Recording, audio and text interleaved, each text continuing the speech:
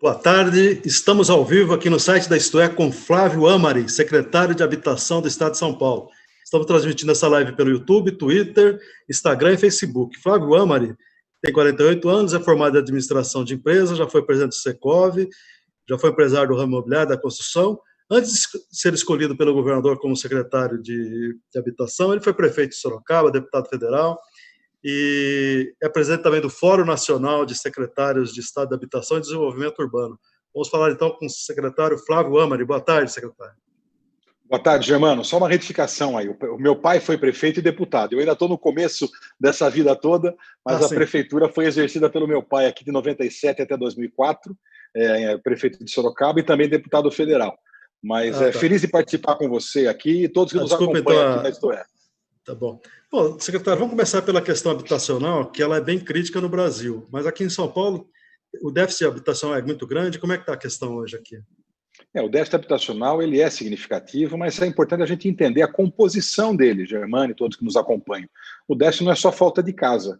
Hoje, no estado de São Paulo, o déficit é de aproximadamente 1,2 milhões de domicílios, mas boa parte dele está concentrado, quase 60%, no ônus excessivo do aluguel.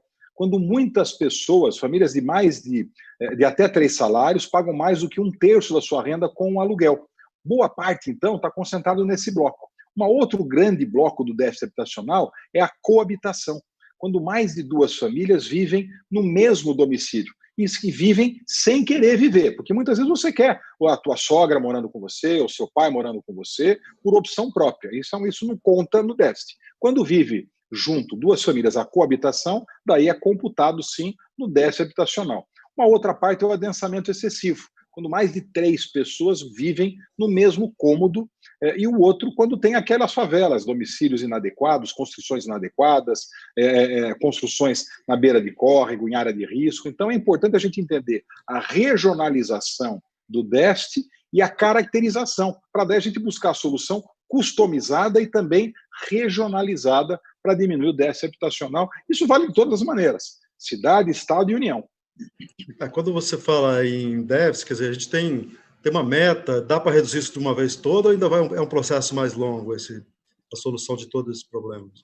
Acho que é um processo longo, é demorado, ele é histórico, isso daí não nasceu hoje, 1 ano ou 2, isso daí é um problema secular que nós temos no Brasil, a falta de moradia, e tem muitas outras variáveis no processo. Nós estamos buscando atender várias delas, Germano e todos que nos acompanham. Uma delas, por exemplo, é a regularização fundiária, quando a gente pega os domicílios e faz a regularização para que essas famílias possam até ter o estímulo de melhorar a sua habitabilidade. Nós também, junto com a regularização, um programa de readequação da moradia, construindo um cômodo a mais, adequando o telhado, buscando fazer uma melhoria habitacional. Isso é uma outra ação. Uma outra ação também é uma ação junto com as próprias prefeituras para destravar processos de aprovação e licenciamento. Quando a gente tem mais oferta de moradia, a tendência é que o valor diminua, menos invasão aconteça e a gente tenha mais oferta, com isso diminui o preço, se torna mais acessível. Isso a gente tem feito também no Estado, com várias ações diminuindo a burocracia na aprovação e licenciamento de projetos habitacionais. Uma outra ação também é coibindo as invasões de terra, porque assim a gente diminui os problemas sociais decorrentes de uma invasão no futuro, mantendo o diálogo com os movimentos sociais, mas sendo duro na obediência e no respeito às regras, à Constituição e também ao direito de idade. Deu uma travadinha. Quando o senhor fala em regularização dos imóveis, principalmente na periferia, tem muita gente que tem sua casinha, mas não tem o título, né? E parece que o governo, inclusive, dá o título para a mulher, para que o marido não possa vender e deixar a mulher a desabrigo, né? Como é que funciona esse processo? Em todas as entregas feitas pela Secretaria, a escritura, o documento das obras públicas, as obras da Secretaria da Habitação, da CDHU, ela é feita escriturado para a família, para a mulher da família. Acaba tendo um pouco mais de sensação de pertencimento e até mais responsabilidade muitas vezes e fica com a família. Na regularização, na verdade é um processo que faz a regularização para a família, então não é necessariamente para a mulher ou para o homem. Então, faz a regularização e boa parte, Germano, curiosamente, eu diria que de 30% a 40% dos imóveis no Brasil não tem o título registrado a matrícula registrada em cartório.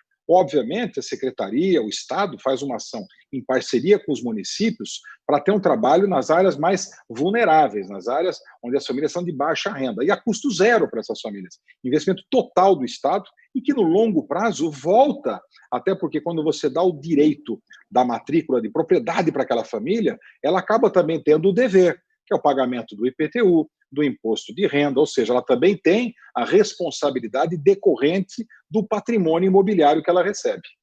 Ou seja, ela também se torna cidadã ali, a família acaba tendo um endereço ali, direito à água encanada, tratamento, né, de eletricidade e tal, né? Facilita também, é uma questão de cidadania, né?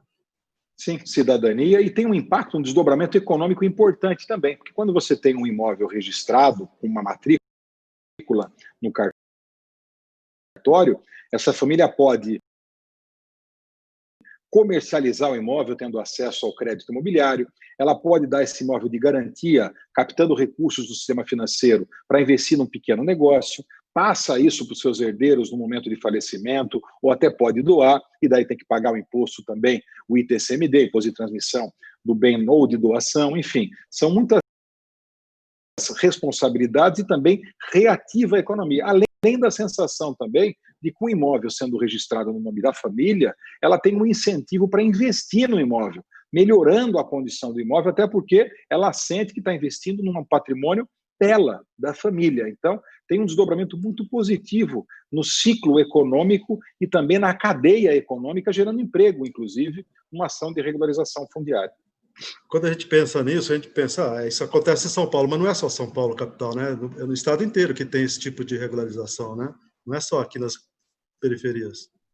Na verdade, é o Estado inteiro, e eu diria até que é no país inteiro. É um problema nacional, um problema histórico, como eu disse também, é um problema secular, onde as famílias acabam tendo, e com uma legislação federal hoje moderna, uma legislação 13465 de 2018, ela transformou a regularização num rito um pouco mais célere. E nós, no Estado de São Paulo, nós temos o programa Cidade Legal. É um programa, eu diria que, com todo o respeito aos outros, mas é o melhor programa do Brasil, onde nós, inclusive, fazemos treinamento para outros estados e também auxiliamos o governo federal, os técnicos do Ministério do Desenvolvimento Regional. Agora, nessa nova legislação, ainda provisória apresentada da Casa Verde e Amarela, nós apresentamos aos técnicos o formato do programa do Estado de São Paulo, que é um exemplo para todo o nosso país. O senhor está falando de Casa Amarela, eu queria falar um pouco primeiro de São Paulo aqui. Como é que está a iniciativa do governo nessa área da construção de moradias? Tem reduzido o número de investimentos? Como é que está a proposta hoje? Nós buscamos, com criatividade, uma inovação, e nós criamos o programa Nossa Casa, um programa lançado pelo governador João Dória, vice-governador Rodrigo Garcia, no final do ano passado. E o programa ele tem um conceito de parceria do governo municipal, os municípios doam o terreno, o Estado dá o subsídio e faz a viabilidade de toda a construção, o governo federal também complementa o subsídio, ou seja, uma soma de esforços, Caixa Econômica faz análise e o financiamento para os mutuários e a iniciativa privada constrói. Nós temos 3 modalidades. O Nossa Casa CDHU, onde nós pegamos todos os projetos já aprovados na companhia e colocamos nessa nova modalidade, trazendo a iniciativa privada para fazer o investimento. O Nossa Casa Apoio, nós aportamos agora 200 milhões de reais para fomentar a produção de mais de 15 mil unidades em todo o estado de São Paulo, dando apoio em projetos que já estavam prontos, aprovados, para que a gente pudesse dar o subsídio para as famílias terem acesso à moradia. E um terceiro, que é a Nossa Casa Preço Social.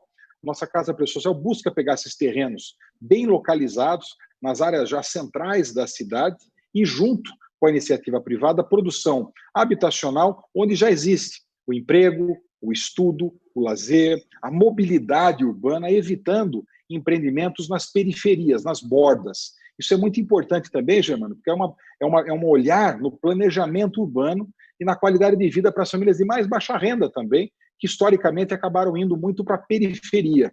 Então, esse programa ele tem o objetivo também de aproveitar melhor os terrenos localizados nas regiões centrais da cidade, com a alteração que nós propusemos à Assembleia Legislativa, de alterar o artigo 180 da Constituição do Estado. Foi uma PEC aprovada no início desse ano, uma dedicação muito importante dos parlamentares, capitaneada pelo presidente da Assembleia, Cauê Macris, e nós alteramos a Constituição, permitindo com que os municípios utilizem as áreas institucionais, são áreas públicas, mas que tinham só a autorização para a construção de equipamento público, para que com essa mudança na Constituição do Estado, possa também essa área, esse terreno, ser utilizado para a construção de habitação de interesse social. Uma grande vitória que vai trazer impacto social e de planejamento urbano de médio e longo prazo para as nossas cidades. Essa parceria que envolve o empresário, o dono do terreno, quer dizer, ele acaba ficando parceiro do projeto? Como é que funciona essa parceria? Dentro do Nossa Casa Apoio, existe sim o aporte nosso, o subsídio nosso em empreendimentos privados, em parceria com o governo federal, que já deu o subsídio, e nós complementamos o subsídio para atender as famílias de mais baixa renda. Então, sim, daí são empreendimentos privados, mas com a validação e apoio do governo federal e também da Caixa Econômica Federal. No Nossa Casa Preço Social e no Nossa Casa CDHU, os terrenos, eles são públicos. Na maior parte dos casos, eu diria 80%, 85%, são terrenos dos municípios que doam esses terrenos para a construção de conjuntos habitacionais na parceria dos 3 entes da federação: município, estado e governo federal. Caixa Econômica financia e o investimento de iniciativa privada. E como é que é esse subsídio? Como é que funciona ele? Aqui em São Paulo, qual que é o valor de uma moradia e qual é o valor desse subsídio dado? Nós alteramos um pouco a regra, Germano. Ele tinha um subsídio linear, era X reais por unidade. Nós mudamos e fizemos uma curva de subsídio, onde a gente doa, através dessa modalidade, o necessário para as famílias e não o valor cheio, enfim. Então, as famílias que ganham menos de renda têm um subsídio um pouco mais alto. E as famílias, conforme vão aumentando a renda, vai diminuindo o subsídio numa curva planejada e que leva em consideração a renda, o valor do imóvel, a capacidade de pagamento das famílias de poupança, também o saldo do fundo de garantia, ou seja, é uma conta inteligente, onde nós fizemos em conjunto com a própria FIP essa curva de subsídio, que é uma curva inteligente e complementar, que busca um subsídio mínimo de R$10 mil e que pode chegar até R$40 mil, dependendo de várias variáveis, mas de forma inteligente para que a gente possa atender mais famílias com o mesmo recurso do passado. Agora, um dos problemas que você tem nessa área é que os terrenos os vazios são todos muito longe do centro, né? E o trabalhador precisa estar mais perto. E vocês estão fazendo, o senhor falou que tem projetos também no centro, e qual que é o percentual disso? Tem algum projeto que já está sendo tocado no centro? Na verdade, são demandas e os ciclos são muito longos habitacionais. Então, a gente termina hoje o que foi começado há 2, 3, 4 anos atrás. Mas é importante mudar, e nós mudamos. Com essa proposta aprovada na Assembleia Legislativa, que eu acabei de comentar, da alteração do artigo 180, autoriza os municípios ao melhor utilizar esses terrenos, que são os vazios urbanos, como você bem colocou, Germano. São muitas áreas nas cidades médias e grandes em que empreendedores no passado, até por força da legislação federal, foram obrigados a doar terrenos, parcelas importantes de terrenos, para as prefeituras com destinação institucional. Só poderia ser construído nesse terreno equipamentos públicos. Muitas vezes, a cidade já tem equipamento público necessário e não precisa fazer mais. Então, essa alteração da Constituição do Estado permitindo a utilização desses terrenos vai acontecer justamente o que você colocou, evitando com que os terrenos sejam utilizados na periferia, comprados pelo poder público. O poder público tem que comprar o terreno, sendo que já é proprietário de vários desses imóveis. Então, essa alteração foi muito significativa e foi até uma sugestão do prefeito de São José dos Campos, que comentou comigo no início da gestão que ele tinha muitos terrenos em áreas centrais, mas que a Constituição do Estado proibia a utilização.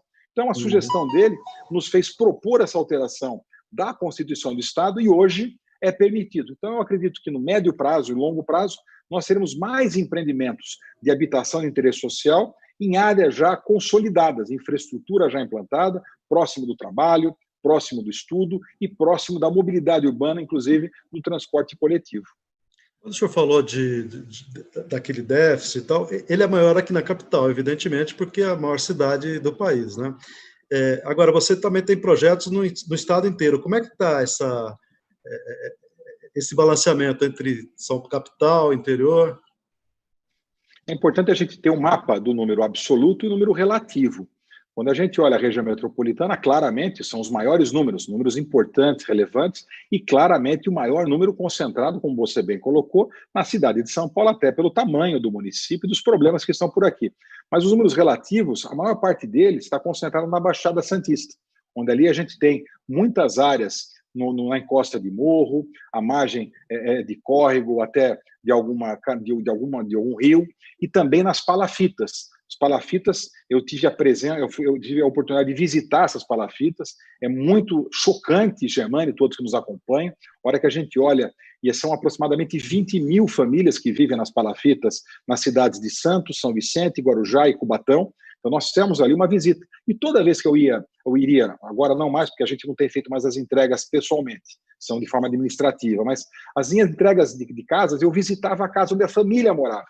E numa das entregas que nós fizemos no município de Santos, no Jardim São Manuel, eu fui visitar uma família que morava nas palafitas. Choca, Germano e todos nos acompanham. A condição é subhumana de vida dessas famílias. Então nós buscamos ali identificar terrenos nesses 4 municípios, parceria com o poder público municipal, alteração legislativa nessas 4 cidades, para que a gente possa tirar essas famílias das palafitas desses 4 municípios. Então é importante a gente entender o déficit, a composição, a regionalização,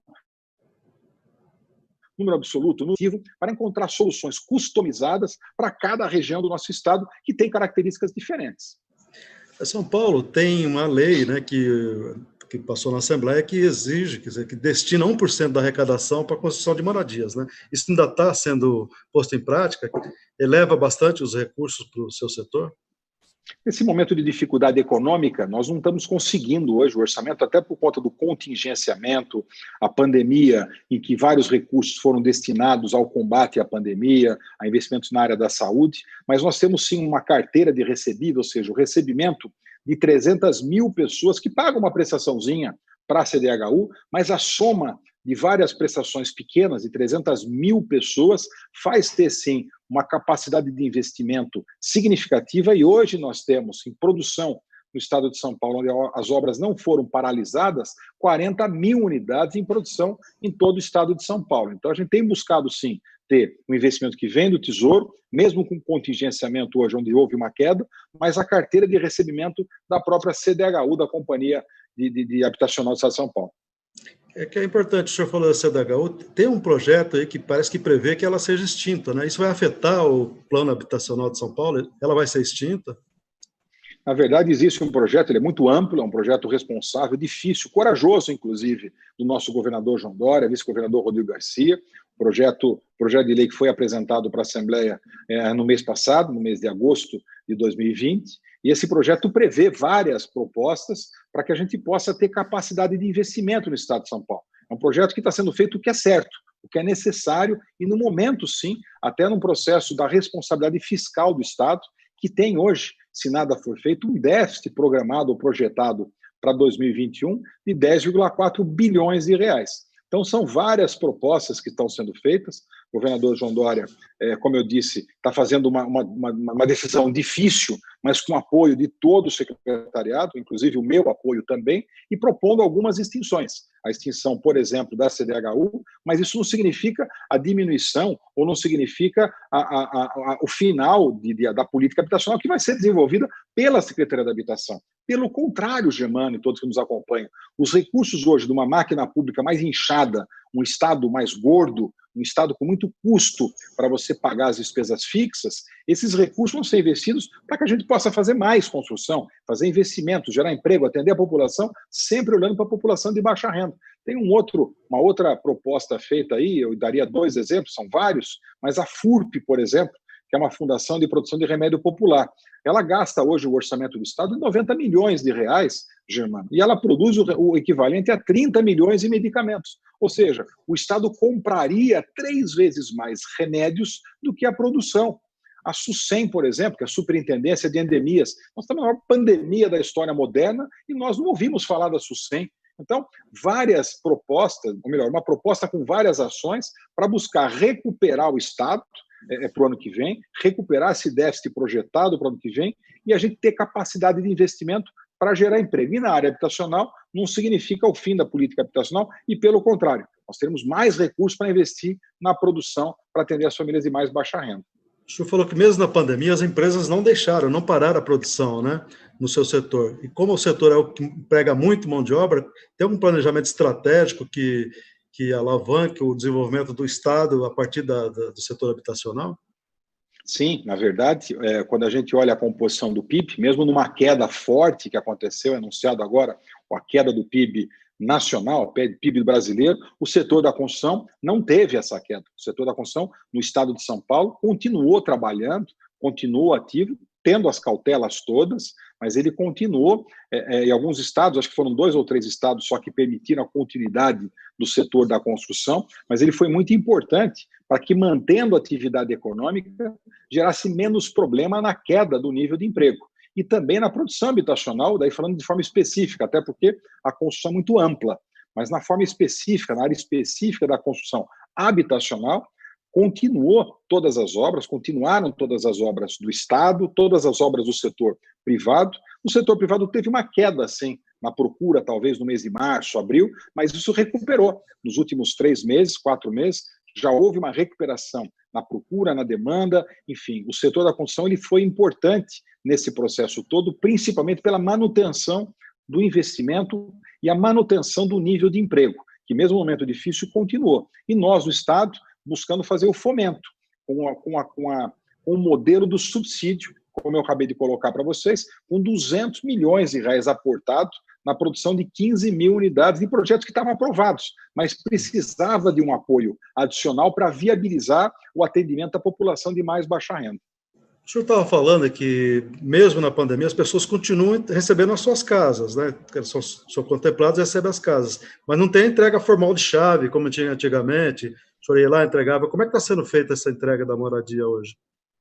É um pouco mais chato, Germano, porque o gostoso desse momento é você viver a emoção com as pessoas, olhar no olho das pessoas, abraçar, chorar, sorrir, enfim, viver a emoção das famílias. Isso dá mais energia para todos nós. Mas nós mantivemos a entrega. As obras foram ficando prontas e nós fizemos as entregas de forma administrativa.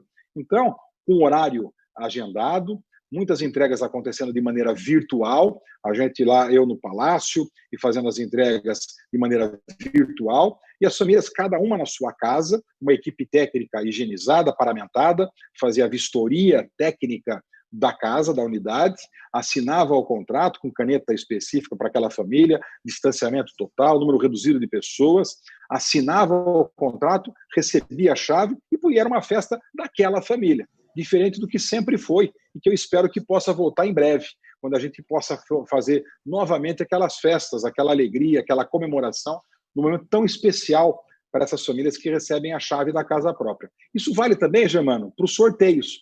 Os sorteios também eram momentos também de muita emoção, quando tem mais inscritos do que unidades a serem entregues, o sorteio acontece de maneira, a maneira mais democrática, transparente, talvez não a mais justa, mas a democrática e transparente, e acontecia em praça pública, em estádio de futebol, em ginásio de esportes, milhares de pessoas, em um momento de muita emoção forte, pessoas desmaiavam, atendimento ali médico, enfim, muita emoção, rico de emoção. Nós fizemos agora, recentemente, mais de 100 sorteios, num calendário bastante extenso, lá no prédio da Secretaria da Habitação, e a gente fez esses sorteios lá de maneira virtual, auditoria externa, a presença de técnicos ali, e esses sorteios aconteceram mantendo toda a agenda da Secretaria da Habitação e da CDHU. Ah, perfeito. Agora, eu queria falar um pouquinho de Brasil, porque o senhor também é o presidente do Fórum Nacional dos Secretários de Habitação, né?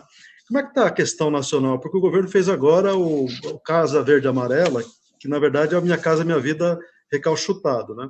O senhor acha que esse novo programa ele pode, não sei se o senhor tem alguma sinergia com ele, como é que funciona essa parceria com o governo federal? Tenho total sinergia, diálogo transparente, aberto com o secretário nacional da Habitação, Alfredo Santos, tenho falado com ele com muita frequência, também com o próprio ministro Rogério Marinho, ministro do Desenvolvimento Regional, um programa de habitação importante, aliás, todo o programa habitacional é importante.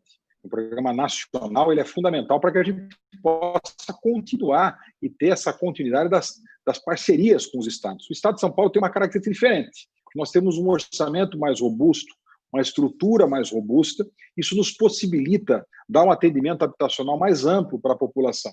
Teve um ponto só que me causou surpresa, Germano e todos que nos acompanham, que eu não achei justo, e compartilho aqui com vocês um ponto apenas do programa, que é a diferença da taxa de juros de financiamento para as famílias do Norte e Nordeste, do Sul, Sudeste e Centro-Oeste.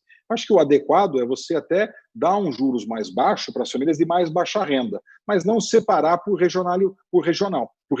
Até porque a pessoa mais simples do Norte e Nordeste também é uma pessoa simples do Sul, do Centro-Oeste e que merecia, na minha opinião, a mesma taxa de financiamento. A única observação. Um ponto importante que foi colocado também foi o capítulo da regularização fundiária, onde a gente está construindo agora com o governo federal e com o próprio secretário nacional da Habitação essa parceria para que a gente possa também fazer mais ações de regularização fundiária no estado de São Paulo. Agora, quando o senhor fala de ter uma taxa específica para o Nordeste, eu acho que é uma coisa mais eleitoreira, funciona dessa forma, porque o presidente quer se reeleger, conta com os votos do nordestino ali, que é um lugar que ele está mal avaliado, né? O senhor acha que tem uma coisa... Eu não queria fazer uma avaliação eleitoral ou da forma como foi tomada a decisão. Na verdade, eu não concordo em que o pobre ou a pessoa mais simples ou de família de mais baixa renda tem que ter um tratamento diferente pela região que mora. Até porque a família, eu acho que o diferencial tem que ser a renda das famílias e não o local onde mora. Até porque, se a gente fosse pensar do oposto, aqui na região sudeste, ele está concentrada a maior parte do déficit habitacional. Se tivesse que ter algum peso diferente, a gente atacar onde tem mais problema. Mas, mesmo assim, eu acho que o equilíbrio seria adequado, que uma taxa fosse adequada para todo o país por renda. Ou seja, as famílias que têm uma renda até R$2.000, que eles dividiram o primeiro grupo, como eles chamam agora, eles deveriam ter uma taxa igual em todo o país, independente de onde mora. O que vale, talvez, é a família ter uma renda um pouco mais baixa. Teve alguma inadimplência aí por conta da pandemia? Porque teve muita gente que perdeu o emprego, né? Houve uma inadimplência muito grande no setor? A inadimplência da CDHU, historicamente, ela se concentra em 20% de inadimplência. Nós conseguimos reduzir com muitas ações de mutirão, ir atrás das pessoas, buscando repactuação, renegociação, enfim, buscando diminuir a inadimplência, conseguimos chegar em 17% da inadimplência da CDHU que já produziu 500 mil imóveis aproximadamente em todo o estado de São Paulo e tem ainda hoje 300 mil pessoas, 300 mil famílias que pagam a sua prestação, que é fundamental para a geração de novos negócios. Mas, curiosamente, Germani, que nos acompanha agora aqui também, curiosamente, a inadimplência no momento de pandemia, ela não aumentou, ela se manteve e teve alguns meses, inclusive, que ela diminuiu. Curiosamente, as pessoas parecem que tiveram mais capacidade de pagamento, até porque talvez tenham investido em outras, tenham deixado de gastar recursos em outras coisas. Então, curiosamente, na média, a inadimplência se manteve, com alguns meses diminuindo a inadimplência, ou seja, as pessoas tiveram mais capacidade de pagamento. E aquelas que perderam o emprego, tiveram dificuldade, nós buscamos atender, na verdade, numa repactuação, renegociação, entendendo a dificuldade daquelas famílias e abrindo a possibilidade de renegociação, repactuação para essas famílias que precisaram. E como é que é feita essa busca dessas pessoas? Tem equipes especiais para fazer isso? Ou elas procuram a CDHU para renegociar? Ou vocês estão estimulando esse processo para que as pessoas não percam suas casas? Como é que está isso? Nós fizemos aí, são 300 mil, então, famílias. Então, não tem uma regra geral. Então, tem famílias que procuram os próprios escritórios regionais, os canais digitais, o 0800, a presença física no escritório, que muitas vezes a gente nem atende, porque muitos escritórios estavam fechados, agora que estão voltando a abrir, dependendo da região e do horário de funcionamento, com característica de cada município. Mutirões, agora não mais o mutirão, mas de maneira geral a gente tem aquele esforço naquele conjunto habitacional para diminuir a inadimplência, repactuar, enfim, cada momento um momento, cada região com uma característica diferente, mas sempre buscando incentivar a adimplência, para que isso traga para nós capacidade de investimento para produzir mais habitações, sempre aberto na repactuação e com várias modalidades, ou seja, tem vários canais de comunicação para buscar atingir o mesmo objetivo. A gente percebe, secretário Flávio Amari, que agora, nesse período da pandemia, as casas estão mudando um pouco de conceitos, né? Porque a pandemia, a gente percebeu que tem muita gente que vivia 4, 5 pessoas num cômodo, e agora não pode mais ficar. Como é que vocês estão pensando em reformular os projetos de casas para atender esse novo método de moradia hoje? Eu acredito, Germano, que deve acontecer um novo processo migratório para o interior de São Paulo. Quando a gente vê no início dos anos 2000, perdão, no fim dos anos 90, início dos anos 2000, onde a gente teve ali uma descentralização dos centros universitários, públicos e privados, uma melhora das rodovias do estado de São Paulo com as concessões feitas no final dos anos 90, também a descentralização das indústrias. Eu vou dar o exemplo da automobilística, que era concentrada na região do ABC e se espalhou pelo estado. Toyota em Sorocaba, Mercedes em Iracemápolis, a Sherry em Jacareí, muitas indústrias automobilísticas, a indústria automobilística entrando nas regiões do interior de São Paulo, e também essa qualidade de vida do interior. Então, houve uma migração no fim dos anos 90 e começo dos anos 2000, e que ela se estabilizou de maneira geral na década de 2010, mantendo apenas a migração para o norte de São Paulo, região de Campinas e Ribeirão Preto, e diminuindo muito para Sorocaba, São José dos Campos e para a Baixada Santista. Eu vejo agora, com essa nova modalidade, um novo ciclo de imigração, até porque as famílias buscam daí terrenos e propriedades mais baratas no interior, com a qualidade de vida e com a possibilidade, e daí vale para algum tipo de trabalho específico, não vale de maneira geral. O operário de uma indústria precisa fisicamente estar lá, mas um jornalista, algum profissional específico, ele pode estar trabalhando à distância, cumprindo o mesmo papel e morando numa região com mais qualidade de vida e com um preço de um imóvel um pouco mais baixo. Então, eu acredito que deve ter um novo ciclo migratório para o interior de São Paulo. Isso já está acontecendo? Vocês já perceberam esse movimento? Porque a gente percebe que as pessoas que moram em apartamento de São Paulo estão preferindo casas no interior, mas aí é a classe mais rica. O pobre, o que depende do trabalho aqui, ele também está indo para o interior em busca de trabalho e moradia? Eu acho que não ainda. Eu acho que começa ainda numa classe mais alta, mas a tendência é que isso chegue na classe média e talvez na classe mais média baixa, mas aí depende muito de cada um dos casos. Boa parte das famílias de classe mais baixa tem a necessidade física de presença no trabalho. Então é diferente a necessidade habitacional de cada região. Mas dessa forma, a gente indo com mais famílias morando no interior, num ciclo, na verdade, a tendência é que aumente por serviços, aumente também outro tipo de necessidade da economia, e dentro de um ciclo que não acontece todo de uma vez só, mas ele é um processo e que começa hoje com uma classe mais alta, mas que ao longo dos próximos anos, eu acredito que deve aumentar a demanda e até aquecendo a economia na área de serviços, por exemplo, que muitas vezes pode ter o atendimento de famílias ou de pessoas de classe um pouco mais baixa. Então, ele é um movimento que começa na classe mais alta, mas ela atinge ao longo dos próximos anos também uma família de renda um pouco mais baixa. A gente percebe também que nesses novos tempos, né, de pandemia, a gente percebe que as pessoas estão trabalhando muito mais ali em casa, né, inclusive também as pessoas de mais baixa renda, né, ali com o seu negócio. Os condomínios que vocês preparam, eles têm a tecnologia de Wi-Fi, de tecnologia, ou ainda não chegou nesse ponto? Ele fica preparado, na verdade, Germano, mas, na verdade, as demandas são outras, inclusive. A gente tem a preparação, a gente busca ter os conjuntos habitacionais da CDHU, ele tem todo o critério de sustentabilidade, de cuidado dos resíduos sólidos, o desenho universal, ou seja, ele é adaptado para as pessoas com deficiência, para os cadeirantes, enfim, tem uma série de cuidados, mas a gente não tem, por exemplo, não tem a fibra ótica, não tem o cabo, nem o cabo do Wi-Fi, ou seja, isso vai sendo adaptado ao longo dos anos. Isso no conjunto da CDHU. Quando a gente olha alguns conjuntos, onde a gente faz o aporte e o subsídio, ele é muito diferente de região para região. Alguns empreendimentos podem até ter alguns equipamentos de lazer, algumas áreas de lazer e alguns itens, eu diria, e que pode ter eventualmente um ou outro sim, mas não é uma regra geral, até porque o objetivo, para mim, é a gente poder produzir mais. E se a gente sofistica demais a construção, a gente acaba atendendo menos pessoas e o problema é muito grande. Então, eu acho que tem que ser o caminho até inverso. A gente tem que produzir mais, num custo mais baixo, e dar oportunidade para as pessoas no futuro ampliarem as suas casas, melhorarem as suas condições. E dessa forma, a gente, com o mesmo recurso, consegue atender mais famílias.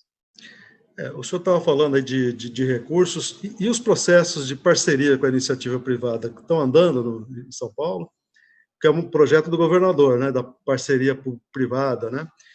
Vocês têm projetos só nessa área ou Ou vocês tocam em conjunto? Na verdade, tem sim. Nós temos o principal deles, que é a PPP do centro de São Paulo, com quase 4.000 unidades ali na região da Estação da Luz, com várias entregas já feitas, várias entregas programadas, início de obra acontecendo, quase 4.000 unidades. É um case de urbanismo, onde a gente traz para o centro de São Paulo, de novo, as pessoas para morarem no centro, principalmente numa área tão complicada como é a área da Cracolândia, ou da área da Estação da Luz, enfim, áreas que precisam voltar a ter vida novamente. E ali o conjunto é, inclusive, com fachada ativa. Fachada ativa é quando o térreo do empreendimento tem aquelas lojas, como a gente tinha no passado em todo o nosso país, em países europeus, ou como até os portugueses fizeram os planos diretores das nossas cidades. Então, o comércio embaixo e as residências em cima, essa é a característica do conjunto habitacional ali da PPP do centro. E o conceito do Nossa Casa é uma grande parceria público-privada, onde a gente busca terrenos públicos municipais, aporte do Estado, aporte do governo federal, com financiamento da Caixa Econômica, mas investimento da iniciativa privada. Então, é um grande programa de parceria público-privada, trazendo, sim, incentivos para a empresa da área imobiliária investir, produzir e contar com subsídio e atendimento habitacional, focado no atendimento habitacional na população de mais baixa renda. Bom, a gente acabou de ter aprovado no Senado o novo marco do saneamento. Isso deve facilitar muito a chegada da água encanada, né, aos condomínios, as cidades, de um modo geral, deve ter mais saneamento básico, né? Agora, as casas que vocês entregam, todas já têm água, tem toda essa estrutura né, de água, de esgoto, ou não? Sim, certamente. Na verdade, não existe nenhum empreendimento da CDHU, da Secretaria da Habitação, ou com apoio da Secretaria da Habitação, através de subsídio, que não tenha a rede de água, a rede de esgoto, coleta do esgoto, eventualmente também até as estações elevatórias, dependendo da região, é necessária a construção de estação elevatória de esgoto, mas uma estação de tratamento de esgoto isolada, dependendo da região, ou seja, o saneamento básico ele é total em todos os empreendimentos regulares. O marco do saneamento é fundamental, Germano e todos que nos acompanham, para que a gente possa também ter mais capacidade de investimento.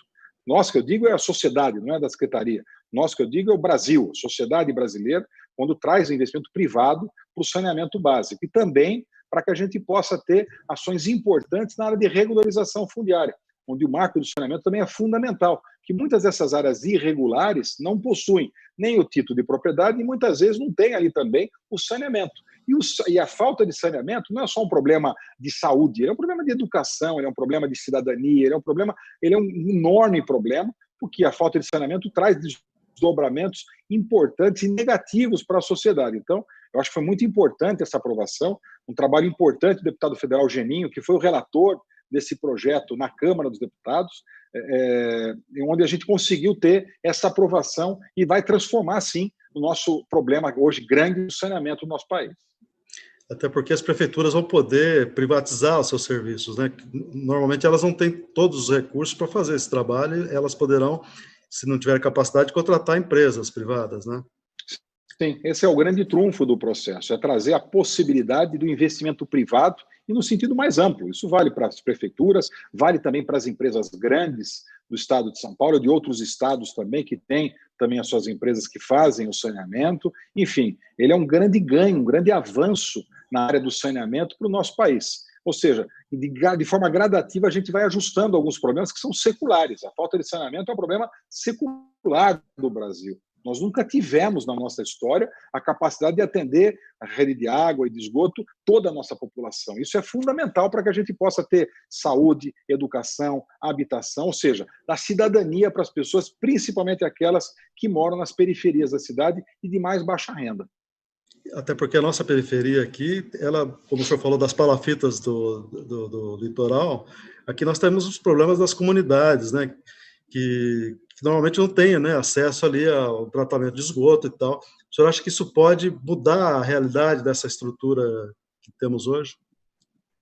Acho que é um processo, é uma etapa que foi cumprida, podendo e viabilizando o investimento privado, mas você tem razão. Existem os problemas, como nós comentamos aqui, das palafitas na Baixada, mas tem os problemas também do córrego do Antonico lá em Paraisópolis. Eu fui pessoalmente visitar. E várias outras áreas que tem ali famílias morando, eu diria também ali, por exemplo, na represa da Billings, por exemplo, a falta de saneamento e o desdobramento, o impacto que isso traz para nós todos na cidade.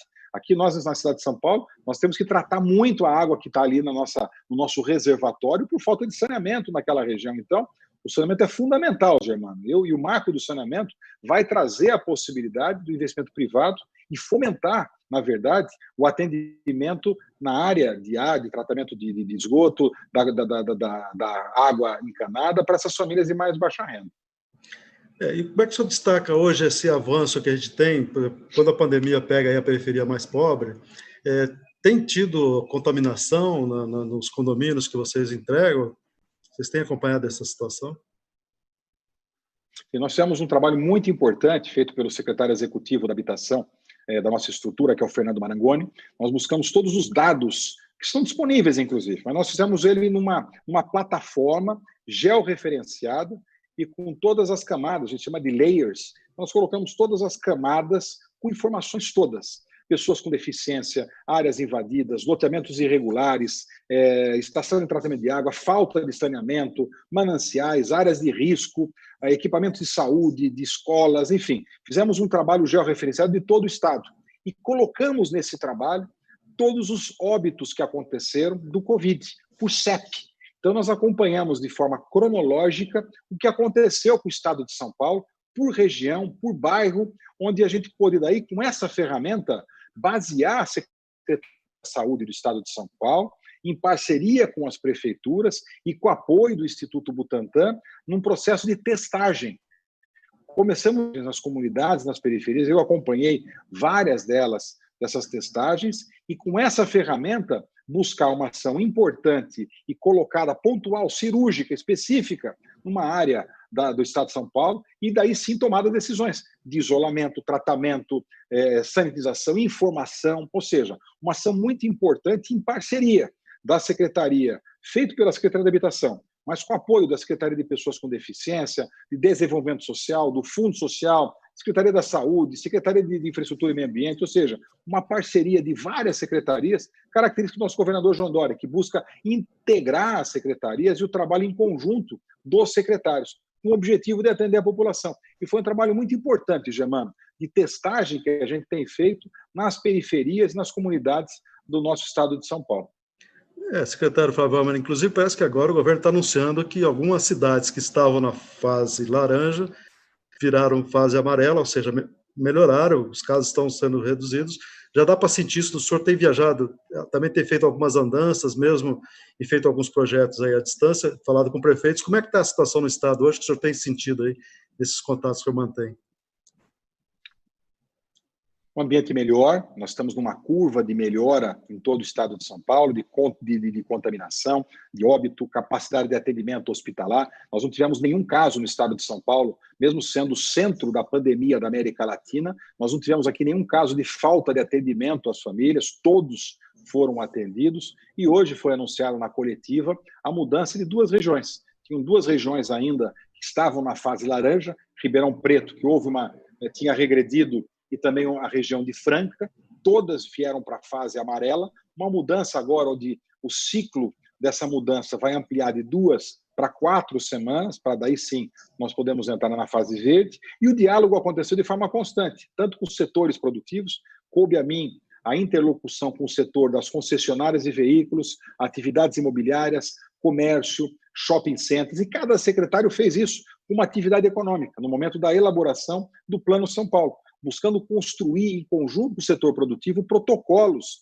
para que a gente pudesse flexibilizar lá naquele momento. E nós fizemos assim. E também a interlocução, Germano e todos que nos acompanham aqui na live da Isto É, também a interlocução com os prefeitos. O governador João Dória criou o Conselho Municipalista, coordenado pelo secretário de Desenvolvimento Regional, Marco Vignoli, os prefeitos das regiões administrativas, e os secretários, alguns deles, fizeram a interlocução com os outros municípios, ou seja, os 645 prefeitos e prefeitas do Estado tinham uma interlocução rápida com algum secretário. Coube a mim a interlocução com a região administrativa de Sorocaba e de Itapeva, foram 79 prefeitos, e hoje ainda nós mantemos esse contato com 79 prefeitos, e cada secretário numa região, Célia Parnes, por exemplo, na região de Registro, Gustavo Junqueira da Agricultura na região de Ribeirão Preto, secretário Marcos Penido na região do Vale do Paraíba, ou seja, dividimos o estado para que os 645 prefeitos tivessem essa interlocução aberta com o governo para buscar tirar dúvidas, enfim. Mesmo hoje, a gente ainda tira dúvidas com os prefeitos, com WhatsApp, telefone, com todo o tempo. Ou seja, os 645 prefeitos têm esse diálogo aberto com o governo todo o tempo. A situação começa a melhorar no estado, então, né? Porque também temos a perspectiva de uma vacina que o Butantan está fazendo. O senhor tem tido informações dessa vacina? O que os prefeitos estão lhe pedindo nessa área aí? Sim, é uma ação muito importante. Existe um trabalho também feito em nível federal, onde o governo federal disponibilizou recursos para investimento. Toda a bancada federal, paulista federal, tem buscado ajudar o Estado de São Paulo a trazer recursos também para o investimento na fabricação, na elaboração da vacina aqui no Estado de São Paulo pelo Instituto Butantan, até porque o objetivo da vacina não é atender só quem vive ou mora em São Paulo, no Estado, é para atender o Brasil como um todo, ou seja, a produção da vacina é bastante ampla e precisa de investimento. O governador João Dória também fez um pedido para algumas empresas e já passa aqui, acho que de 70, 80 milhões de reais em doações feitas para o Instituto Butantan para a produção dessa vacina e certamente vai dar um novo salto para nós como segurança. Agora é importante, Germano e todos que nos acompanham, todos nós entendemos a importância da utilização de máscara, da sanitização. Eu estou aqui agora isolado numa sala, mas a minha máscara está do lado, o álcool gel está na frente, assim como você também. Ou seja, nós temos que manter essa sanitização, a higienização, a minha também. Então, a higienização, a sanitização, os cuidados todos, para que a gente possa, mesmo com a flexibilização, entender que o risco ainda existe, para que não aconteça conosco aqui no estado de São Paulo, no nosso país, o que aconteceu ou tem acontecido em algumas regiões do mundo. As pessoas se descuidam, começam a fazer festas em horas inoportunas, sem as cautelas, sem os cuidados, como a gente tem visto em algumas regiões do nosso estado. Festas pela noite, pela madrugada, ou seja, é muito importante que as pessoas se conscientizem ainda que nós vemos um momento ainda de atenção, para que a gente não tenha uma queda de novo, ou melhor, um aumento de novo na contaminação, no número de óbitos, que possa até atrapalhar mais uma vez a nossa a convivência, a nossa atividade econômica. Eu não sei se o senhor tem visto, o presidente Bolsonaro andou fazendo nos últimos dias um movimento anti-vacina. Ele até falou na live dele que as pessoas não precisam se vacinar, e a nossa capa da história dessa semana é exatamente criticando esse movimento anti-vacina. A gente está dizendo que é um grande retrocesso na humanidade você não apoiar a vacina, que é o que ele tem feito. Agora, aqui em São Paulo, uma das prioridades é você ter essa vacina já para o ano que vem, né? Para o começo do ano que vem, ou final do ano, é isso? Como é que o senhor vê esse movimento anti-vacina? O governador João Dória sempre buscou, e nós todos como secretários, buscar com critérios objetivos, com a ciência, buscando sim, entendendo os processos e com responsabilidade. Se não fosse assim, nós teríamos um momento muito difícil no estado de São Paulo. Eu vejo como muito inoportuna as declarações do presidente Jair Bolsonaro, fora, aliás, como muitas declarações que ele sempre faz, um caminho completamente fora da realidade e desconectado com boa parte do mundo. Eu não acredito que a gente tem que... nós temos que apoiar a vacina. A vacina é a nossa forma de nos proteger, de poder voltar até a nossa convivência. O governo de São Paulo tem apoiado, desenvolvido, e nós tivemos também a possibilidade de estar nesse estágio hoje, até porque isso nasceu num movimento importante do governador João Dória, uma ação importante do nosso secretário de Relações Internacionais, Júlio Serson, que fez a aproximação numa viagem à China no ano passado, assinando um protocolo de entendimento com a indústria na China para a produção de outras coisas. E com esse protocolo já assinado, nós tivemos a possibilidade de acelerar o processo e hoje, na fase 3 da nossa vacina produzida aqui no estado de São Paulo pelo Instituto Butantan, nós vamos dar segurança para a convivência das pessoas. Eu não vejo nada razoável uma declaração, aliás, é muito usual, não me surpreende as declarações mais do presidente Jair Bolsonaro, que muitas vezes faz declarações inoportunas e que, pelo contrário, em vez de ajudar como um governante tem que fazer, ele atrapalha o processo. E eu vou dar um exemplo só, Germano. Os momentos de declarações do presidente Jair Bolsonaro, da falta de necessidade, da importância do isolamento, cada declaração que ele dava, o índice de isolamento de São Paulo mudava. As pessoas parece que ouviam o presidente e iam para a rua. Então, em vez de entender a importância do isolamento, as pessoas ouvindo o presidente com declarações inoportunas iam para a rua e aumentaram a contaminação. Certamente, se nós tivéssemos um presidente mais responsável e coerente nas declarações e convergente nas declarações com o resto do mundo, o impacto no Brasil teria sido menor e vidas teriam sido salvas no nosso país. Tanto é verdade que não fossem os governadores, né, aqui em São Paulo, e todos os governadores praticamente fizeram um grande trabalho de evitar que a doença se propagasse nos seus estados, né? Porque se dependesse do presidente, ele deu um grande mau exemplo à sociedade, né? Não usando máscara, não aceitando as medidas da ciência, tanto que demitiu 2 ministros no meio da pandemia, né? E queria empurrar a cloroquina. Uma série de ações inoportunas que não nos surpreendem, como eu falei, até porque é a característica dele. E foi muito ruim para o nosso país. Tivemos, sim, ainda bem, governadores responsáveis, governadores que, na maior parte deles, eu não me lembro aqui nenhum ou outro que tenha tido declarações que sejam também irresponsáveis, boa parte dos governadores, e nós aqui no estado de São Paulo, com ações concretas, com o Plano São Paulo no momento oportuno, com critérios objetivos, transparentes, dialogado, pactuado com a iniciativa privada, pactuado com os prefeitos no Conselho Municipalista, também buscando já preparar a retomada. O governador João Dória tem buscado, junto com o secretário da Fazenda, ex-ministro Henrique Meirelles, já construir um programa de retomada para os anos 21, 22, ou seja, nós fizemos a nossa lição de casa com responsabilidade, aproveitamos o momento do isolamento e daquela quarentena para preparar os nossos hospitais, compra de insumos, atendimento às famílias, evitando com que ninguém, ou seja, nenhuma pessoa no estado de São Paulo deixou de ter atendimento médico hospitalar. Nós tivemos capacidade de atendimento, parceria com os municípios, equipando os hospitais dos municípios com respiradores, com estrutura, com insumos, com recursos, ou seja, ações importantes, concretas, objetivas e rápidas no momento da quarentena, no momento da flexibilização e também agora no momento da retomada econômica. E o projeto de novas casas vai certamente estimular esse crescimento. O senhor espera que tenha um crescimento no ano que vem? Dá para prever isso? Sim, na verdade existem alguns setores, Germano, que têm uma capacidade de empregar e rápido. Eu destacaria 2. Destacaria, obviamente, o setor da construção, que ele tem uma capacidade de geração de emprego, renda e muito rápido, e com pessoas que têm já uma qualificação muito rápida de ser feita. Você qualificar um funcionário de uma obra de construção, ele é muito mais rápido do que você qualificar um operário numa indústria. Ou seja, além de ter uma forte geradora de emprego, renda e também o sonho da casa própria, o período de qualificação do profissional é muito mais curto.